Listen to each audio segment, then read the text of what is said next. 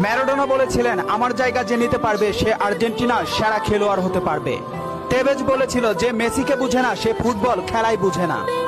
ব্রাজিলের পেলে বলেছিল, মেসিকে কখনোই খারাপ খেলতে দেখিনি, সে সবসময় একই ধারে খেলে আসছে।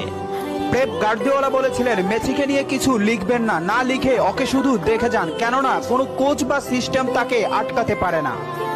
রাইকেট বলেছিলেন, মেসির গোল এক একটা শিল্পকলা, আবার বলেছিলেন মেসি মানে ফুটবলের ইতিহাস। ব্রাজিলের রোনালদো বলেছিলেন, মেসিকে অনেক বেশি কমফিট মনে হয়। ফিকো বলেছিলেন, মেসিকে দেখা মানে অর্গজমের পর অবিশ্বাস্য। জাভি বলেছিলেন, মেসি অন্যদের থেকে কতটা এগিয়ে এটা যারা বুঝে না তারা অন্ধ।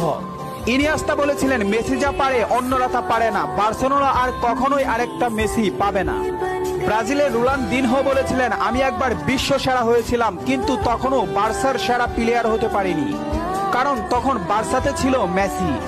অরিপ বলেছিলেন, মেসিকে দেখলে সব সময় সতর্ক থাকতে হয়। ইব্রাহিম মুভিজ বলেছিলেন, মেসির বাঁ পায়ে যথেষ্ট, ডান পায়ের কোনো প্রয়োজনই নেই। খুলিদ বলেছিলেন, মেসিকে দেখতে পাচ্ছি বলে আমরা ভাগ্য